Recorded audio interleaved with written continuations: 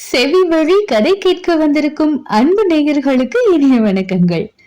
எழிலன்பு audio novels சேனலுக்கு உங்களை அன்புடன் வரவேற்கும் நான் உங்கள் பிரீத்தி திலீபன். கதை கேட்போம், காதுகளுக்கு இனிமை சேர்ப்போம். இந்த ஆடியோ நாவல்ஸ் உங்களுக்கு பிடித்திருந்தால் லைக் பண்ணுங்க. உங்கள் கருத்துக்களை கீழே கமெண்ட்ஸ்ல சொல்லுங்க. உங்கள் நண்பர்களுக்கும் ஷேர் பண்ணுங்க. நம்ம சேனலில் தொடர்ந்து கதைகளை கேட்டு மகிழ சப்ஸ்கிரைப் பண்ணுங்க. கூடவே நோட்டிபிகேஷன்ஸ் பெற பெல் பட்டனையும் தட்டி விடுங்க. இப்ப கதை கேட்கலாம் வாங்க. எழுத்தாளர் எழிலன்பு அவர்களின் ஓதும் காதல் கீதம், அத்தியாயம் 23. அறைக்குள் கோபத்துடன் விருட் விருட்டென நடந்து கொண்டு இருந்தான் பரதிவேந்தன். அவன் உதடுகள் முணுமுணுவென பொறுமி கொண்டு இருந்தன. தன்னுடன் இருப்பதை விட தன்னை விட்டு செல்ல மனைவி ஆசைப்படுகிறாள் என்பதை அவனால் ஏற்றுக்கொள்ளவே முடியவில்லை.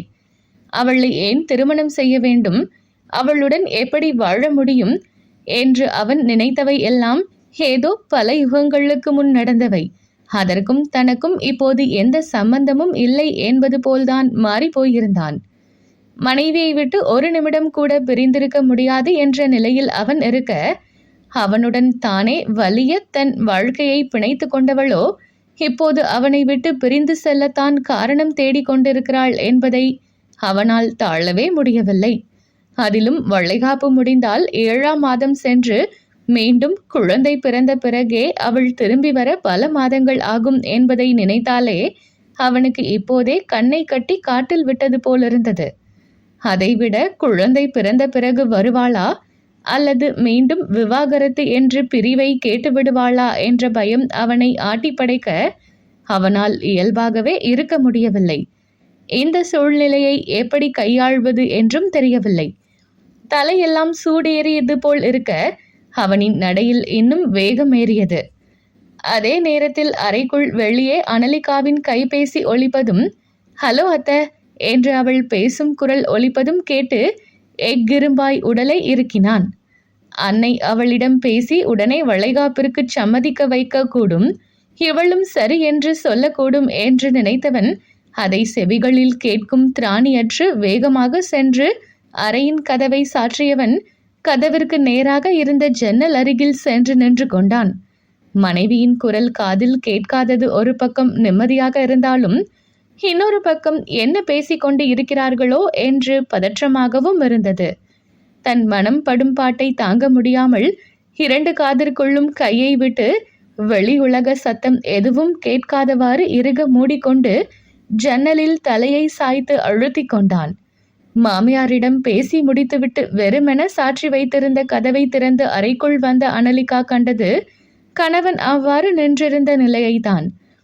அவன் இருந்த நிலை அவளுக்கு வித்தியாசமாக தெரிய நெற்றியை சுருக்கினாள்.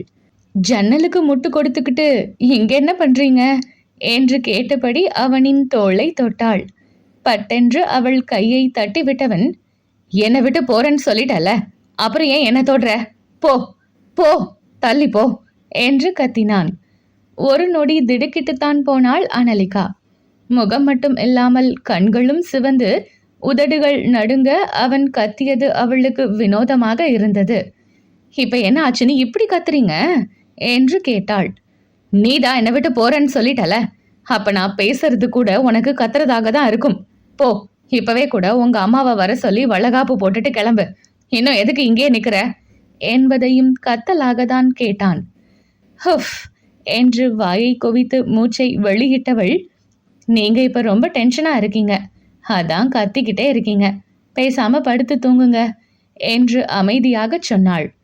அவனின் கொதிக்கும் மனதிற்கு அவளின் அமைதி கூட சித்திரவதையாக இருந்தது. தான் அவள் போய்விடுவாளோ என்று துடித்து கொண்டு இருக்க அவளோ நிதானமாக தூங்க சொல்லி கொண்டு இருக்கிறாள். தன் கோபத்திற்கும் ஆதங்கத்திற்கும் மதிப்பு இவ்வளவுதானா என்று தளர்ந்து போய் கட்டிலில் சென்று அமர்ந்தான். வேறு எதுவும் பேசாமல் அறையை விட்டு வெளியே சென்றவள் திரும்பி வரும்போது 2 கைகளிலும் பால் டம்ளருடன் வந்தாள். இந்தாங்க பால், குடிச்சிட்டு படுங்க என்று அவள் டம்ளரை நீட்ட அவளை நிமிர்ந்து வெறித்து பார்த்தவன், இப்ப இது ஒண்ணுதான் குறைச்சல் என்று வேகமாக அவள் வலது கையிலிருந்த டம்ளரை தட்டிவிட வெது வெதுப்பான பாலை சுமந்திருந்த டம்ளர் வீரிடும் குழந்தையாக சத்தத்துடன் பாலால் தரைக்கு அபிஷேகம் நடத்தியது. திக்கென்று அதிர்ந்தாள் அனலிகா. அவனின் எதிர்பாராத செயலால் அவள் மேனி கூட லேசாக நடுங்கியது. அவள் கண்கள் தரையில் சிதறி கிடந்த பாலை வரித்தன. அப்படியே திரும்பி கணவனை பார்த்தாள். தான் செய்த செயலின் வீரியம் உணராமல் மனைவியை கோபத்துடன் முறைத்து கொண்டு இருந்தான். இப்ப எதுக்கு பாலை தட்டி விட்டீங்க என்று வெடித்த கோபத்தை அடக்கி கொண்டு கேட்டாள். அப்படிதான் பண்ணுவேன், நீதான் என்னை விட்டு போறேன்னு சொன்னல, அப்புறம் இதுக்கு மட்டும் ஏன் கேள்வி கேட்கிற என்று அவன் மீண்டும் அதே பேச்சிற்கு வர அவனின் பேச்சும் செயலும் அவளை உறுத்தியது. என்ன, நானும் பார்த்துக்கிட்டே இருக்கேன், திரும்ப திரும்ப நான் போயிடுவேன்னு சொன்னதையே சொல்லிக்கிட்டு இருக்கீங்க. நான் என்ன நிரந்தரமாவா உங்களை விட்டு போறேன்னு சொன்னேன்? பிரசவத்துக்கு அம்மா வீட்டுக்கு போக ஆசைன்னு தானே சொன்னேன். எனக்கு அந்த ஆசை கூட இருக்கக்கூடாதா? அப்படியே இருந்தாலும் நீங்க இவ்வளவு கோவப்படுறதுல அர்த்தமே இல்லை. நீங்க என்னைய வேண்டாம்னு சொன்னவரு, என் கூட வாழ மாட்டேன்னு என் மூஞ்சிக்கு நேரா சொன்னீங்க தானே. அதுக்கு பிறகும் காதலா இல்லாம கடமைக்கு தான் என் கூட வாழ ஆரம்பிச்சிங்க. ஏன் இப்ப கூட உங்க முன்னாள் காதலிய நினைச்சு வளர்த்துக்கிட்ட தாடியோட தான் என் முன்னாடி இருக்கீங்க. இப்ப காதல் அது இதுன்னு சொல்லிட்டு நான் பிரசவத்துக்கு அம்மா வீட்டுக்கு போறதுக்கு கூட இவ்வளவு ஆர்ப்பாட்டம் பண்ணிட்டு இருக்கீங்க. இது உங்களுக்கே ஓவரா இல்ல என்று அழுத்தமாக கேட்டாள். நான் ஒட்ட முடி வெட்டி இந்த தாடியெல்லாம் எடுத்துட்டா நீ என் கூடவே இருப்பியா என்று அவன் சட்டென்று கேட்டு வைக்க, தான் பேசியதற்கும் தாடிக்கும் இப்போது என்ன சம்பந்தம் என்பது போல்தான் அவள் முழித்து கொண்டு இருந்தாள். பதில் சொல்லு, நான் தாடியை எடுத்துட்டா என்னை விட்டு போகாம இருப்பியா என்று கேட்டான். நான் என்ன பேசிக்கிட்டு இருக்கேன், நீங்க என்ன சொல்லிட்டு இருக்கீங்க? இப்ப தாடி தான் நம்மளுக்கு இடையே பிரச்சனைக்கு காரணமா என்று கேட்டாள். நீதானா அதை ஒரு பிரச்சனையா சொன்ன? நான் அன்னைக்கே இப்ப நான் உன்னை எவ்வளவு காதலிக்கிறேன்னு சொன்னேன். அதை இன்னும் நம்பாம தானே என்னை விட்டு போறேன்னு சொன்னேன். காதலிய நினைச்சு வளர்த்த தாடியை எடுக்கலன்னு சொன்னேன். அப்ப நான் கேட்டது சரிதானே என்று கேட்டவனை என்ன செய்தால் தகும் என்பது போல் பார்த்தாள். உனக்கு ஒரு விஷயம் தெரியுமா? நான் தாடியை வளர்த்துக்கிட்டது வேணுமானால் காதலியை இழந்த துக்கத்துல இருக்கலாம். நாம வாழ ஆரம்பிச்ச பிறகும் நான் தாடியை எடுக்காம இருந்ததுக்கு காரணம் நீ என்று சுட்டு விரலை நீட்டி மனைவியை சுட்டி காட்டினான். இதென்ன புதுக்கதை என்பது போல் கணவனை பார்த்தாள். நீ வெக்கமெல்லாம் பட மாட்டேன்னு தெரியும், அதனால பழிச்சுன்னு சொல்லட்டுமா என்று அவன் கேட்டதும் அவளுக்கு புரிந்து போனது. தங்களின் அந்தரங்க ரகசியத்தை சொல்கிறான் என்று அவள் உதட்டில் ரகசிய முறுவல் கூட பூத்தது. அவன் எதற்காக தாடி வளர்த்திருந்தாலும் அது அவனின் முகத்திற்கு இப்போது பொருத்தமாகவே இருப்பதாக தோன்றும். அதனால்தான் அவனுடன் வாழ ஆரம்பித்த பிறகும் அவனை தாடியை எடுக்கச் சொல்லாமல் இருந்தாள். இன்று கோபத்தில் தான் வார்த்தையை விட்டிருந்தாள். ஆனால் அதை அவன் எப்படி சொல்வான் என்று அவள் எதிர்பார்த்திருக்கவில்லை. அவள் அமைதியாக இருக்க, உனக்கு என் தாடி ரொம்ப பிடிக்கும்னு தெரியும், அதை நீ என்ன பாடுபடுத்துவன்னு எனக்கு தெரியும். உனக்கு பிடிச்சதை எடுக்க மனம் இல்லாம தான் எடுக்காம இருந்தேன். எப்ப நீ நான் நேகாவை நினைச்சு இன்னும் தாடியை வச்சிருக்கேன்னு சொல்லிட்டியோ, இனி நான் தாடி வளர்க்கறதுல அர்த்தமே இல்லை. நாளைக்கே எடுத்துடுறேன். அப்பவாவது நீ என்னை விட்டு போகாம இருப்பதானே என்று கேட்டான். இவனுக்கு என்னவோ ஆகிவிட்டது என்று தலையை குலுக்கி கொண்டாள். அவன் மீண்டும் ஏதோ கேட்க வர அதற்குள் அவளின் கைபேசி அழைத்தது. இப்போது யாரோ என்று அவன் தவிப்புடன் பார்க்க, அவளோ கையில் ஆறி போயிருந்த இன்னொரு பால் டம்ளரை மேஜையில் வைத்துவிட்டு கைபேசியை எடுத்து வந்து அவனின் முன்பே ஸ்பீக்கரில் போட்டாள். அவள் ஹலோ சொல்வதற்கு முன் படபடவென அவளின் அன்னை சரண்யாவின் குரல் அந்த அறையில் எதிரொலித்தது. ஏண்டி, உன் மாமியார்கிட்ட உனக்கு இப்ப வளகாப்பு வேணாம்னு சொன்னியா? ஏன் அப்படி சொன்ன என்று மாமியாரின் குரல் காதில் விழுந்த அடுத்த நொடி பருதியின் முகம் பூவாக மலர்ந்து போனது. அனலி என்று அவன் ஆசையாக ஏதோ சொல்ல வர, ஷு என்று வாயில் ஒற்றை விரலை வைத்து காட்டினாள். அவன் உடனே வாயை மூடிக்கொள்ள, சரண்யாவோ வாய் மூடாமல் பேசிக்கொண்டு இருந்தார். நீ இப்பவே மாசமா இருக்கிறத கூட பொருட்படுத்தாம வீட்டு வேலையும் பார்த்துக்கிட்டு ஹாஸ்பிட்டலுக்கும் வேலைக்கு ஓடிட்டு இருக்க. இப்படியே எத்தனை நாள் ஓடுவ? உனக்கும் ரெஸ்ட் வேணும் அனலி. ஹாஸ்பிட்டலுக்கு பிரசவம் டைம் தான் லீவு போடுவேன்னு ஏற்கனவே சொல்லிட்ட. சரி, வீட்லயாவது உனக்கு ரெஸ்ட் வேணும் தானே? வளகாப்பு போட்டு இங்க வந்துட்டா உனக்கு ரெஸ்ட் கிடைக்கும்னு தான் உன் மாமியார் மாமனார் இங்க இல்லைனாலும் சீக்கிரம் உனக்கு வளகாப்பு போட்டு இங்கேயே கூப்பிட்டுக்கணும்னு நினைச்சு உன் மாமியார் கிட்ட பேசினேன்.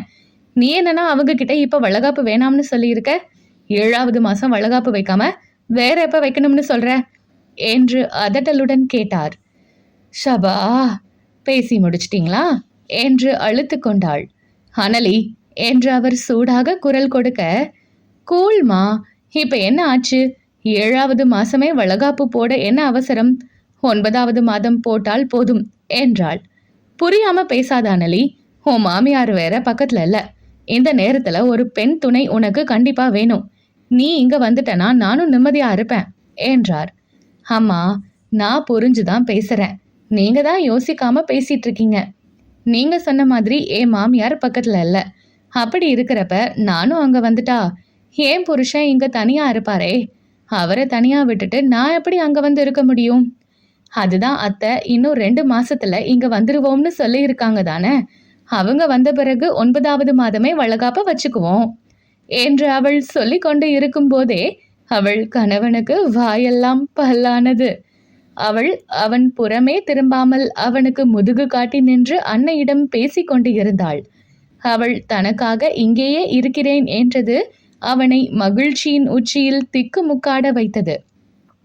தன் சந்தோஷத்தை வார்த்தைகளாக வெளியிட முடியாமல் தவித்தவன் தன் தவிப்பை தணிக்க வேகமாக அவளை நெருங்கி பின்னால் இருந்து மனைவியை அணைத்து கொண்டான். அன்னை சொல்வதை கேட்டுக்கொண்டிருந்த அனலி கணவன் அணைத்ததும் தலையை திருப்பி அவனை சூடாக பார்த்தாள்.